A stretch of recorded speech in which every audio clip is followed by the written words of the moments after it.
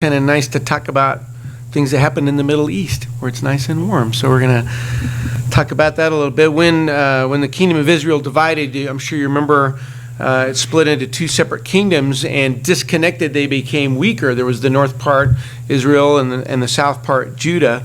And inevitably, it was just a matter of time, each half was defeated. And the northern part, which we're going to talk a little bit about this morning, the northern part of the promised land that broke away from the southern part, was defeated by the Assyrians, a very vicious nation.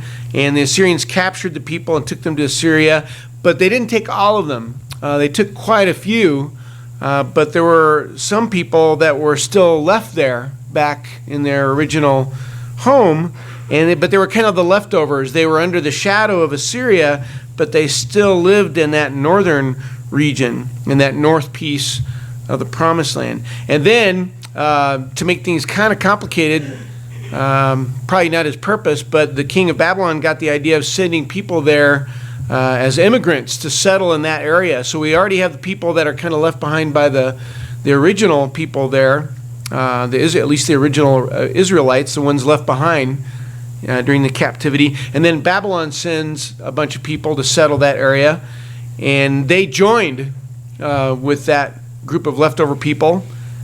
And this was the beginning of a big issue.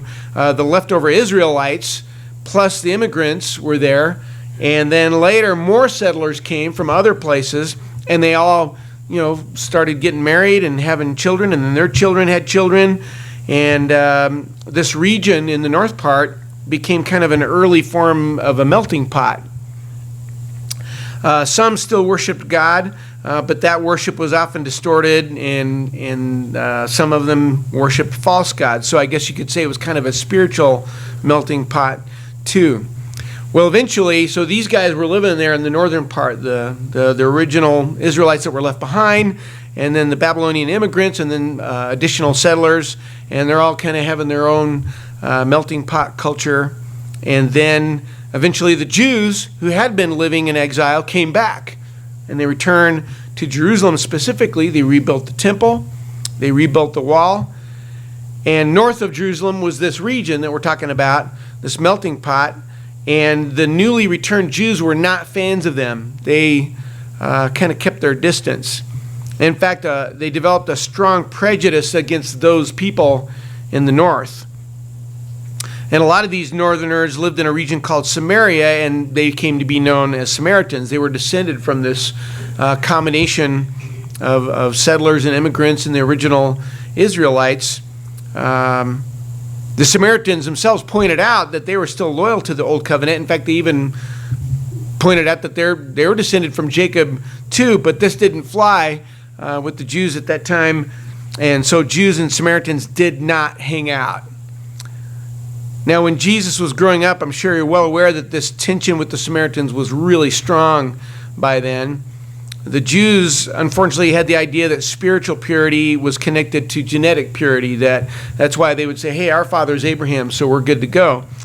And so when you have all this in mind, when Jesus told the parable about the Samaritan, he was being pretty edgy. A good Samaritan is a catchphrase that's even become part of our culture. It's, even in worldly circles, that term will come up as a useful phrase. But it's easy to forget that it originally had major repercussions connected to prejudice. I'm going to read the parable. We're very familiar with it, but I'm sure you're well aware that a lot of times you look at something again and see things that you didn't see before. But here's Luke 10, verse 30. Here's the parable, very famous one, about this good Samaritan. A man was going down from Jerusalem to Jericho and fell among robbers, and they stripped him and beat him and went away, leaving him half dead. And by chance, a priest was going down on that road, and when he saw him, he passed by on the other side. Likewise, a Levite also, when he came to the place and saw him, passed by on the other side. But a Samaritan who was on a journey came upon him, and when he saw him, he felt compassion and came to him and bandaged up his wounds, pouring oil and wine on them, and he put him on his own beast and brought him to an inn and took care of him. On the next day he took out 2 denarii and gave them to the innkeeper and said, take care of him, and whatever more you spend, when I return, I will repay you. Now, the road between Jerusalem and Jericho was notorious as a bad neighborhood. It was exactly the place you would expect to hear about a violent robbery.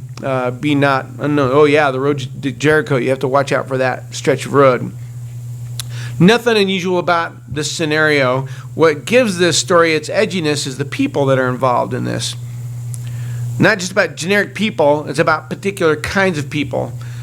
And it ends up dealing with one of the primary ongoing sins of mankind, and that's prejudice. When someone interacts with someone who has a different language or a different shade of skin pigmentation or different culture, it seems like if we can find anything different, we zero in on that, and there's animosity. We find room for some form of prejudice. Now, like a lot of you, I grew up during cultural tension. I thought I'd share a couple of brief things with you. My dad was a preacher in the 1960s in another state, and he met a man named J.R., studied with him, converted him. This man was baptized. J.R. was baptized, and he said, "Where am I going to worship?" Back then, there were white congregations and black congregations, and J.R. was black. So Dad assured him, says, "You will be welcome at the congregation I attend," and J.R. was somewhat skeptical. So my dad, that next Sunday morning, J.R. did not come with him, but my dad got up after the lesson, said, "By the way, I've been studying with this guy. His name is J.R. He's a young man, and he was wondering, he was converted. He's been baptized. He's a Christian. He's wondering who could worship with." And I told him he could worship with us, and everybody was nodding their head. He said, "Okay, great." And my dad sat down, and then he got back up as if it had slipped his mind. And he got back up and said, "By the way, he's black," and sat down. And I'm happy to say many didn't even blink. I'm sad to say some didn't do so well. It was a different time, a different place. But we're all aware of situations like that. My mom was a teacher during that time. And like I say, unfortunately, there were white schools and black schools. And I'm proud to say that she taught at both. Over the years, we've all seen plenty. We've seen all the movies and I'm experienced things probably firsthand. I'd like to think that things are getting better. When I first came to Denver, one of the reasons I live in Denver is because I was finishing up. I got a degree in English, and I was going to be a teacher, and I am. And I got my degree in teacher. I got my teacher certification, and so I was set to do student teaching for 12 weeks at Overland High School. That's how I ended up in the Denver area. And so for 12 weeks, I got to teach there. And at one point, my supervising teacher, it was really nice. She said, "Go into this room, kind of an official room with all the books that you can choose from to teach the kids." And I walked into this room. It's full of books, and I would get to teach. Choose which book to teach in the English class. And I was kind of looking through, and I think there was like 50% of them were about prejudice. And there were some great ones, like To Kill a Mockingbird, things like that. But I remember standing in that room and thinking, when are we going to get past this? And I knew the answer right away. Never. It will always, always be a problem in some form. Things have changed, but things have stayed the same. We're all quite aware of the issue. And of course, it's not always just the shade of our skin. We find all kinds of ways to make room for this particular sin. You might even argue it's part of our human nature. There was a teacher who ran an experiment. It's a very famous experiment in the educational world where this elementary school teacher was trying to get this across. And so she brought the kids in one day, I think it was sixth graders, and said, "Okay, scientists have been doing some research. Blue-eyed people apparently are far more intelligent than brown-eyed people. They're just more sophisticated. They're more coordinated. From now on, I want all the blue-eyed people to sit over here. We're going to learn the harder stuff. The brown-eyed people, you'll be over here. And at lunch, you'll sit separately." And if I remember right, the kids even knew she was, what she was doing. But and then I guess a few days later, she switched it and said, "My mistake. I got it totally backwards. The brown-eyed people are totally more intelligent than the blue-eyed people, and I'll be teaching the more difficult stuff to them," and so on. Within a short time, there were arguments breaking out on the playground. It took very little to nudge them in that direction. Even they knew full well that what they were being told was kind of an experiment. The bottom line is left to our own selfish human nature, we will find ways to put other people down so we can lift ourselves up, because that's really the agenda. And during Jesus' time here, that's what was going on with the people. Some of the Jews looked down on Samaritans. It was important to them that the Samaritans be on a lesser level because that put them in a better light. And what's funny about the prejudice today, at least in the United States, is we live in the ultimate melting pot. Nobody's pure anything. We all come from Eden. We're all 100% Edenites, I think. But we find ways to create rifts, and not just because of the color of our skin or the color of our eyes. It could be our financial position, our ages, our politics. You can come up with a list, I'm sure. And I know it gets complicated because that term prejudice is used in a wild variety of ways today for all kinds of agendas, but it's important to scrape all that silliness aside and get to the heart of what Jesus was really talking about. Jesus told the story. I think this is pretty significant. Jesus told the story of the Samaritan because of a lawyer or a scribe type guy. It's so tempting to tell a lawyer joke right now, but that'd be prejudice. But here's what happened that day. Luke 10:25, and a lawyer stood up and put him to the test, saying, "Teacher, what shall I do to inherit eternal life?" Now, he wasn't necessarily being hostile. I guess the wording is that he was kind of trying to trip Jesus up, maybe some good-natured trying to corner him, maybe to try to get Jesus to say, "I don't know, that's a stumper." I don't think there's ever in Scripture one point where Jesus had to say, "I don't know." But the lawyer hit Jesus with a big question. So, what should I do? What shall I do in order to get eternal life? And Jesus answers his question with a question. Luke 10:26. And he said to him, "What is written in the law? How does it read to you?" And this lawyer knows his Bible. He can even quote it. Here's verse 27. He answered, "You shall love the Lord your God with all your heart and with all your soul and with all your strength and with all your mind, and your neighbor as yourself." And Jesus basically next says, good answer. He says in verse 28, and he said to him, "You have answered correctly. Do this and you will live." Now the conversation could have ended there, but the lawyer wants to get philosophical. He wants to explore the limitations of one particular word. God says, love your neighbor as yourself. But let's look at the word neighbor. Verse 29. But wishing to justify himself, he said to Jesus, "And who is my neighbor?" To justify himself was actually kind of a legal phrase. It was used in legal discussions. It was basically to show that he was right. He wants to walk away from the conversation as the winner, as the good guy, the one who walked away in a higher position. This lawyer is trying to imply that you can be selective about that term neighbor. He seems to be implying it doesn't apply to everyone. But there's a flaw in the lawyer's thinking, and so Jesus tells a story to remove it. He's going to give him the official definition of neighbor.